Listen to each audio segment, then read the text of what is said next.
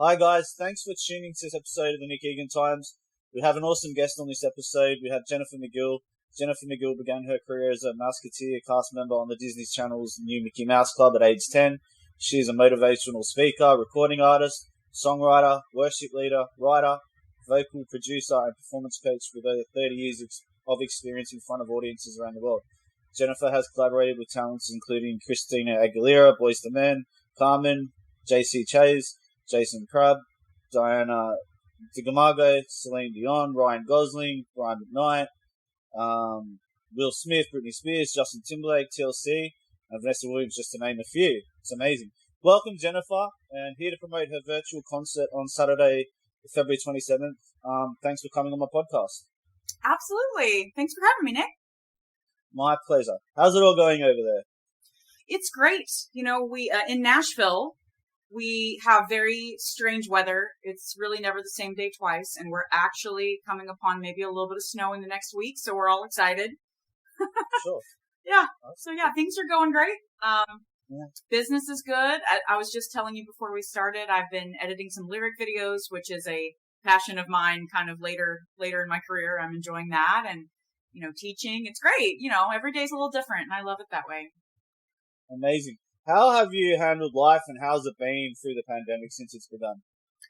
I've been talking about that a lot recently because really that comes back into why I started my virtual concerts. When we all went into isolation around March, I did have some blessings where I saw some people right before everyone went into isolation. And so then, yes, you just sit around all the time and you think, well, number one, is my career going to still work out? And I know a lot of artists and people in artist development are struggling, but thankfully, working for PCG Artist Development and then becoming the president of their online program this last year was kind of the opposite result of what maybe all of us were bracing for. And I did a lot of lyric videos last year because people couldn't get together and shoot as much in music video territory.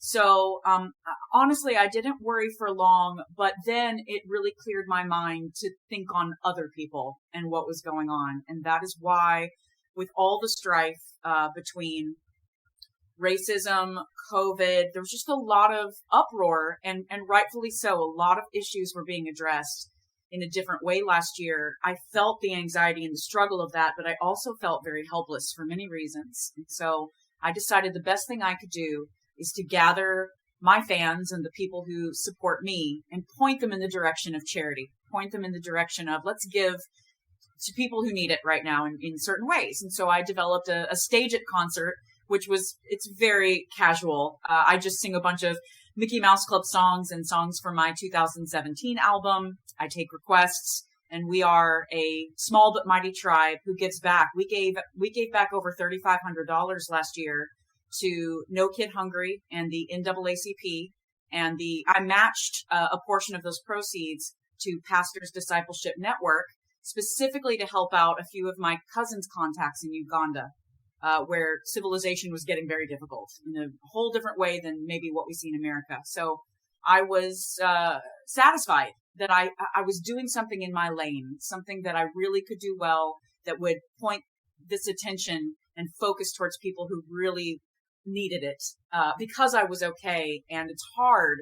I can imagine someone else in the world must be feeling this way. Our family had a very good year last year, and it was strange to be in a bubble of blessing when a lot of other people weren't in the same place. And so my whole direction changed to help other people last year. Wow, that's amazing. Respect. All right, let's just jump straight into it for the listeners. Who is Jennifer McGill? I would say that the first and last adjective anyone would use to describe me is joy or joyous. Sure. My mother's name was Joy. My middle name is Joy. And I am very much my mother's daughter. So I'm a silver lining girl. I'm a positive person. I'm an encourager and a nurturer.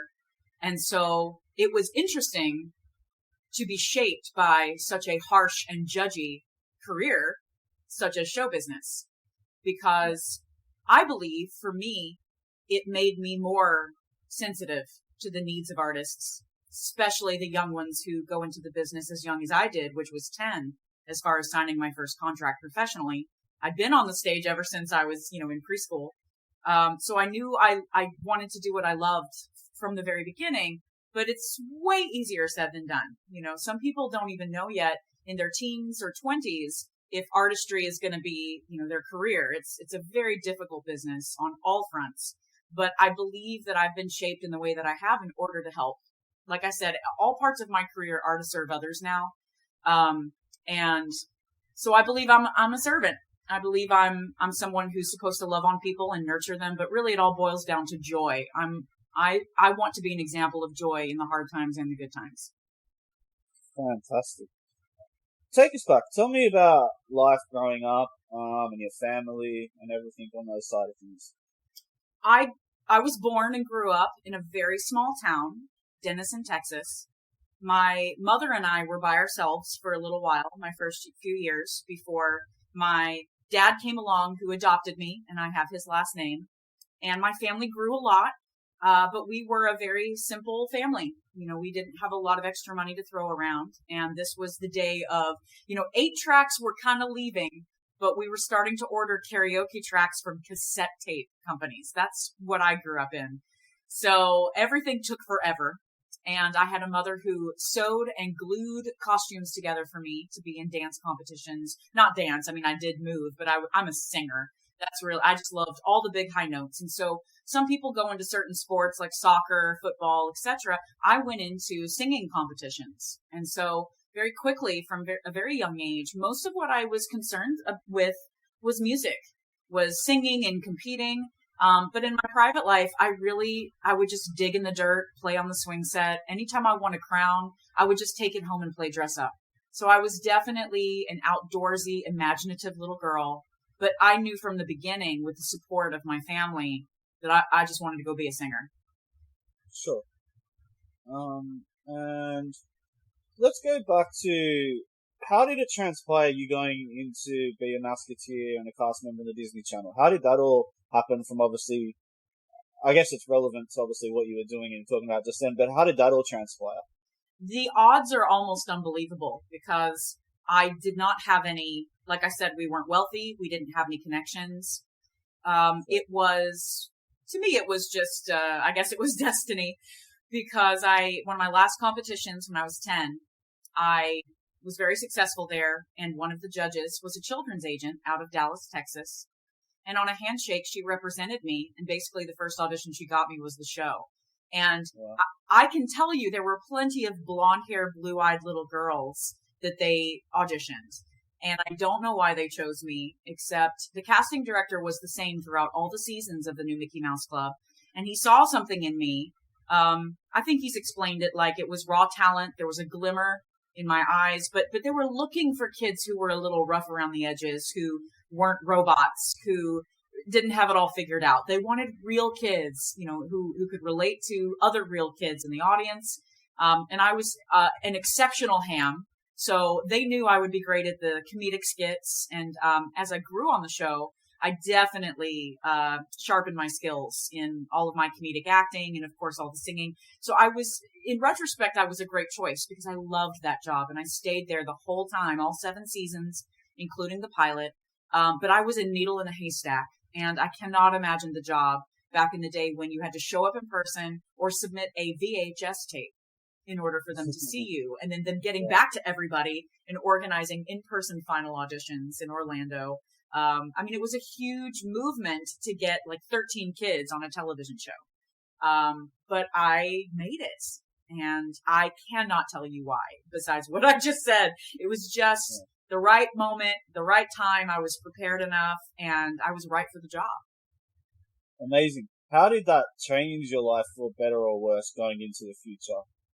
I would say that I was just talking to some of my fellow Mouseketeers yesterday, and we were asking each other, would you have stayed on longer if the show had not finished, had not been canceled? And basically we all said yes. But, my answer specifically was, that was my favorite show. That was my favorite job. I would come home from work and watch the show. I was a fan. I loved that show and everything that had to do with the production. I loved that there were like-minded, similarly talented kids all around me, like I had never experienced before. Such a wide range in that's not even it, a diverse group of kids, different ages, everyone looked different. Everyone had different versions of being talented. And it was wonderful to see everybody shine in a different way. And I had never been around a big group like that before. But so I would say that 90% of what happened to me, the changes that were made were for the better. My family, sooner than later, committed to moving our entire household to Orlando, Florida, expecting that we would be in it for the long haul, for the 7 years. We decided to take a chance. We had nothing to lose, and we made it happen. And because of that, I was one of the few Mouseketeers who came home to my home every night after we worked. I came home to my whole family, including pets. I was enrolled in the school that we would use as our curriculum on location. And so I was very well embedded into the community, and I felt like almost a regular girl. I would say really the only thing, my husband and I talk about this sometimes because I do experience a bunch of pressure even today. Even in my 40s, I experience this pressure. If I'm just sitting quietly, I start wondering, what do I need to be doing? I need to be productive. I need to make something happen, because that show developed me from the age of 10 through 17, basically 5th grade through senior year in high school, to be on. We had a very tight itinerary. We were responsible for so much with no auto-tune, no cue cards, nobody to help us but to teach us. And then we had to go make it happen on stage. So there's a lot of pressure and a lot of self-evaluation and a lot of comparison that can come from a childhood like that. And my husband and I talk about how, even though I think maybe I was a regular kid, maybe I missed out on some stuff. Maybe I was an adult a little too early. And you really can't escape that, but you can come back around and help the next generations to understand they're not going crazy if they feel like they need to be producing all the time. They're not going crazy if people are telling them to lose weight or change their appearance and they don't want to. They feel maybe that's not natural. They're not crazy. That these are parts of show business, but that if you have the right team behind you and you have someone who's already done it, who's been in the trenches, you really can be more of a whole person from the inside out as an artist. It is possible. And I am one of those cases that was pretty close. I did pretty well. I am pretty well adjusted, but everybody comes out of that business with a little bit of a self-evaluation problem. That's fantastic. Great insights. Who are some of the people that you worked with? Like, I see that obviously you've worked with amazing artists that I mentioned at the start. How have those collaborations happened, and who's been your favorite artist to have worked with, and what have you done with Well, them, on the new Mickey Mouse Club, so the celebrity roster from the new Mickey Mouse Club, the names that you would have heard of the most from that show are, in no particular order, Carrie Russell, Ryan Gosling, Britney Spears, Christina Aguilera, Chasez from NSYNC, as well as Justin Timberlake. Let's see, was that all of them? That was a lot of them. We also have Rona Bennett, who is now part of the new incarnation of En Vogue. They're doing amazing. And that's just a few of them. There are so many, exquisitely talented people that came out of that show. I would say that's all of us. But those celebrity names, they're famous for a reason. They are all ridiculously special and talented, and they work very hard. And so that's most of the collaboration from those people. It was when we were all teenagers. But then I went on, we were able to really collaborate as far as live shows with Alanis Morissette and Boyz II Men, Vanessa Williams. I did have a beautiful moment with Celine Dion. We were singing for President Clinton's inaugural celebration for the youth. It was a televised special from the Kennedy Center that Will Smith was hosting. And some of the Mouseketeers got to go sing for that. And we were all standing in line to go on for the finale, which we hadn't really rehearsed. I don't remember what it was all about, except that I was worried about the words of the song. And I was talking to my friend about it behind me as we were waiting to go on. And Celine Dion turns around right in front of me in line and says, "You are going to be wonderful. You're going to be wonderful." Just sprinkled me with positivity. And even if I didn't realize the depth of that moment until recently, she is who I grew up to be like, as far as turning around to someone that I don't know anything about and telling them something positive, telling them a nurturing and supportive comment. And she made it okay. And I'll never forget that. That's one of my favorite moments of my life because I'm a huge fan of her now. She was just coming into America after doing the Beauty and the Beast soundtrack. And so I didn't know much about her, but I knew she was wonderful. And then as I grew up as a fan, I just couldn't believe that that wonderful woman turned around and helped me in that moment. And it just spoke volumes to me over time. Wow, that's amazing. Wow. Tell me, you're an executive and a coach for PCG Artist Development, as well as the president on PCG Online. Can you talk to that? And elaborate, I guess, what it's about. Absolutely. So I fell in love with this company a few years ago when I signed on because the founders of that company brought up the example.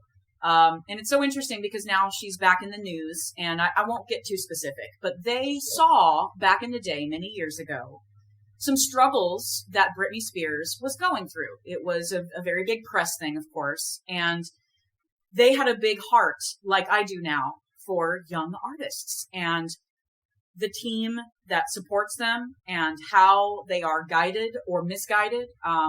What befalls young people in the business is not exclusive to Britney. So they wanted to create a company where they could train not only the young artist, but their parents, all of their team, build the right team, build products, and do it through an independent artist business model where this young person, or, we have older artists too, bands as well of all ages, but where that artist is equipped with the right people at the right time. The founders are always available for advice, even if you are an alum of the program. And every case is different. Every artist has different needs. And so it's a tailored program to each person. We have full-time programs. And now I'm president of PCG Online, which is our online sort of a la carte program where after you subscribe, you have the access to all of our services and sessions. And basically we're there to help you at whatever piece of, I would say, your artistic development you're currently experiencing. We have workshops that we use every year to, find that 1%, that makes sense in our program. We also, though, understand that, and I have a big heart for this too, there are lots of young families, young artists, or even older artists who don't know where to begin. And so we have programs and services where you can work with us and meet with us for advice. We can help you tailor the next steps. We also do lots of paneling and critiquing in workshops. We're really trying to be able to touch as many artist situations as we can, even if you're not ready for our full-time program. So that's why PCG Online was developed, so that we could be sort of the go-between and the beginning steps as well for a lot of our young artists. Superb. Let's talk about your virtual concert that obviously is coming up on Saturday, February 27th. Talk to me about that. So this will be the first one of 2021. I took January off. I just felt we all just needed a minute to unwind. We've moved into a new home since the fall, and I really wanted to prep my concert space. It's all done from my home. I'm very adamant about being able to do anything from my office or just to be able to set design from home. I really believe in this wonderful virtual season that we're in. That was, of course, born from a lot of inconvenience, but, here we are and we're able to do more from our homes. And so I want to embrace that as much as I can. And so, like I said, it's a very casual stage at concert. Most of the people who attend are fans from the new Mickey Mouse Club who have followed me since I was a little person. And we have new fans all the time. We have the next generation. We have mommy fans who are bringing their kids to watch. And so what I do is I just take the theme of the month. And so this month, I have not finalized my set list, but it'll be approximately 45 minutes. And I'll be speaking about, certain issues or, setting up the songs. But the basic theme will be love songs, even though it's after February 14th. We'll have some love songs. And I do want to celebrate Black History Month because most of the artists I grew up loving are from that R&B 90s family, and most of them are Black. And so I mean, Whitney Houston is probably my favorite singer of all time. So I just, I could pull straight from that theme. I could pull every song that I do. It could be wrapped up in love songs as well as some of my favorite Black artists through time. So, that's a big deal for February. That's the big theme. And I'm really excited. Really, I use, my laptop. I set it up with my lighting, and, I've got an assistant who comes in. We're working on, creating even better sound. Each month we're working on upgrading our system, but really it's like a fireside chat. It's really just everybody get online. We're going to enjoy each other's company. You can, utilize the chat room. We're here to donate. We're here to raise money for those 3 charities. And we're going to have fun with this music. And that's all it's about. Superb. Tell me, you released an album in 2017 called Unbreakable. Talk to me about that. So I have this great independent record label who truly believed that there needed to be a Jennifer McGill full-length album in the world. And I'm forever grateful to Lifetime Impact Music for making that a reality. And the process probably took about 2 years, because doing a full-length album, one of the goals was that I co-write all of the original songs. And so this album, I believe it has 17 songs. It's been a minute, and so maybe I'm thinking 2017 It has 17 songs. But it's close. It's either like 16, 17, and that's the deluxe CD that we did have like one pressing. Most of those are done, but we still have, plenty of other merch. And it's all, of course, streaming. I have lyric videos for all of the original pop songs that you can find on my YouTube channel. So, I mean, it's all over the place, and I'm really, really glad for streaming. But it was a journey, that album. All of the messages were messages that I had been collecting ever since I was probably 11 or 12 years old, was probably the furthest away story that I can remember incorporating into the lyrics of that album. Now, Unbreakable, for me, coming from a Christian point of view, I am very, very passionate about nurturing people of all faiths and all walks of faith. I do not enjoy exclusion. And so I wanted my pop inspirational genre to reflect strength and love and endurance, and that you're not alone, and no matter what's going on, you can pick yourself back up. There is strength there. I wanted to convey to anybody lyrics that make sense to anybody. And if you are a Christian, you'll see it from a Christian perspective as well, that there's another layer that's faith-based that is woven into those lyrics. But they are for everybody. What I have to say about love and strength and endurance and healing and forgiveness is for everybody. That's the big theme of the song, of the album. That Unbreakable for me only happened to be unbreakable for me as a faith-based perspective of myself. That before I call it, I started adulting with Jesus. Like before I really chose as an adult to believe what I believe, I was really susceptible to falling apart. The world just could knock me down, and it did many, many, many, many times over. And when I examined all these pieces, I realized I couldn't put myself back together by myself. I needed my faith. I needed something stronger and just way better than me to get it all together. And so I did. I looked to God. And once I was back together, I felt that, when the world was punching at me after that, it didn't feel the same way. And I didn't react in the same way. So I became spiritually unbreakable based on my journey with God. So I was super thankful about that. And then I wanted to share that with other people, as well as meet them where they were in their journey of possibly falling apart. Maybe they were on different parts of that road than I was at the time that I released the album. So I did. It's basically a timeline. It's a journey of everything that I went through. I wrote a love letter to myself in the song, What I Know. And I think it's actually called What I Know Now. There's another beautiful song co-written by Aaron Rice that's called What I Know that I also recorded a few years ago. That's also somewhere on my YouTube page. But What I Know Now is the song I wrote with Jen Bostic. And it is a love song to a bullied and broken little girl of 11 or 12 years old. And that was very important. Yeah, it was just very important for me to include all that. Yeah, definitely, 100%. What inspires Jennifer daily? Ooh, let's see. Besides my faith, you know what's interesting now? I used to have a love-hate relationship with food. And what inspires me every day is that I get up and I get to cook vegan food. I get to feed myself in a way that I don't have to worry about what I'm ingesting. I can just celebrate it. I can celebrate my love for food. And I feel like I've put it in a very healthy place. So right now, because I've started a new vegan vlog, which is called I'm Just Eating. You can find that on Facebook and Instagram. I'm Just Eating Official on Instagram. But I'm just a new vegan in training. You know, I participated in Veganuary or Veganuary, however you say it.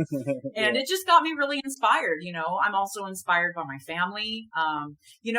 Physically, I get up to let my dog out. So, you know, to make the coffee and let my dog out. So that's very inspirational to get up and get that going. But our new house is wonderful and I've enjoyed decorating and again, working on my stage it scene in my office. It's really the little things today that keep me going because for so long I was so worried about so many umbrella statements and so many thematic issues. I'm enjoying the little things right now. Cool. What's the best thing that's ever happened in your life? Oh, you know what's funny? And again, besides my faith, my mother was pretty awesome. She is the reason why I was able to do what I did so young. And she was the one on stage with me. She was the one on the sidelines, directly supporting me. I mean, my whole family is awesome. I'm so grateful for my whole family, for my husband's family. I'm grateful to have a mother-in-law I love. That's great. The best thing that's ever happened to me, that's hard because I see everything. I try to see everything through that silver lining. Every day, I would say, every day I learn something. And I think the best thing that's happened to me is that I keep getting up and I keep learning. I get wiser. I don't have a number one thing. It's all the cliche things anyone would say. Getting married, you know, your dog, your family, being alive, having great health. I mean, I'm very blessed. And I'm also not afraid of my age. Like I'm 43 and I have no pre-existing conditions. There's no health problems.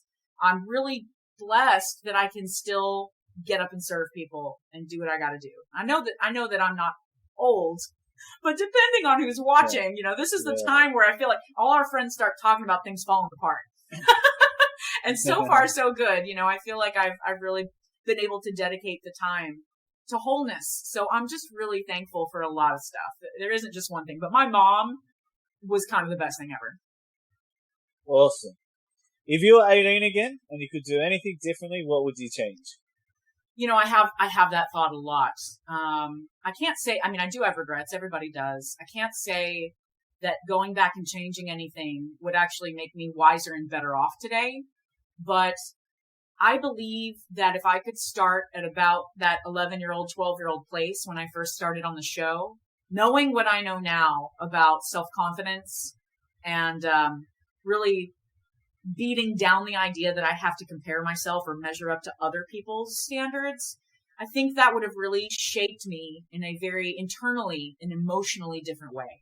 I think that if I've wasted any time, it was wasting time on, you know, crushes and worrying about my shape or worrying about other skinny people, how talented they were, like just all of the comparison games that I played forever. It seems like decades.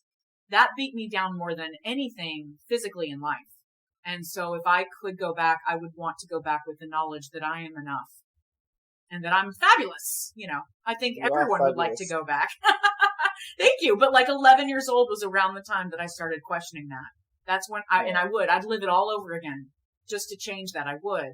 But then, you know, you come up with those ideas of, well, what if I didn't meet my husband? What if things changed and I didn't do this or that? So, you know, I also would have loved to have spent more time with my mother. I haven't said this yet. I mean, she passed when I was 24. It was a while ago. We're coming up on 20 years. But I would have, you know, tried to shape her life a little differently too. So that heart disease wouldn't have been a factor for her, that maybe she could have lived past 57. She needed to go on. She had more to give, So of course, like those big ticket items, I would love to change them. But I also love where I am now. Yeah. So it's hard. Yeah. Not getting too political here, but obviously with all the changes that have happened recently, where do you see the United States generally positioned going into the future and moving forward? It's true. Like it is, you can't get too political with me because I'm not good at politics. So there's that. But, I'm bad with understanding, let's say, the financial status of things. So I can't really comment on that.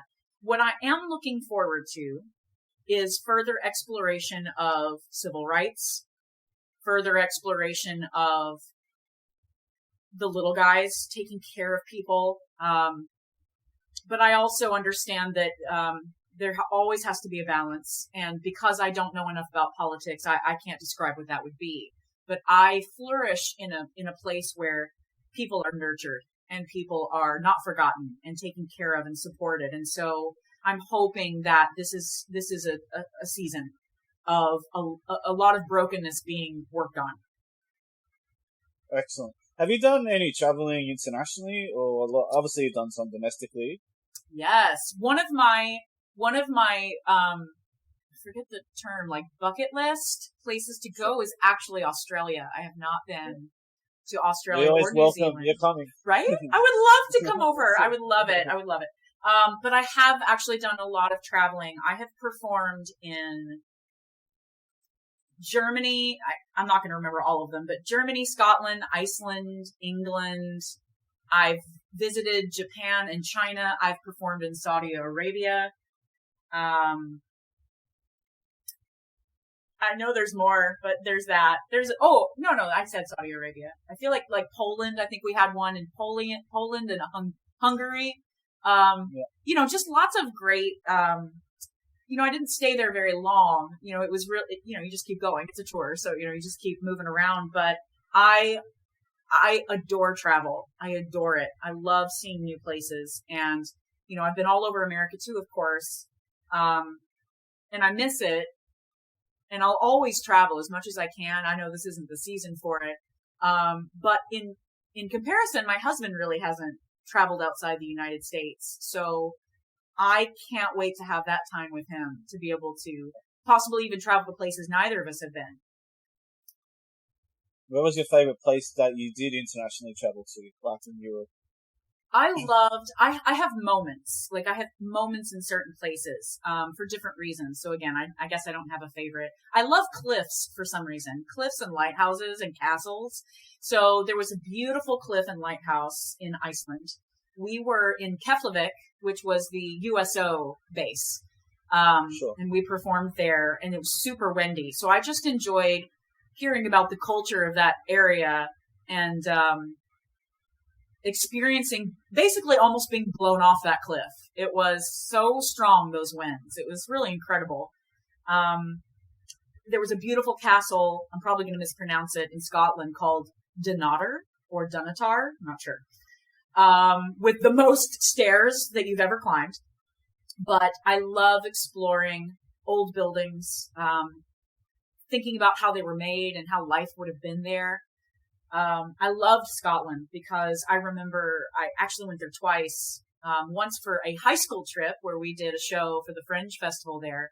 And I took some pretty pictures on a cliff, took some pictures in like some flower fields for my mother. I just remembered that I had my friend take the click picture, a few of them specifically to show my mom.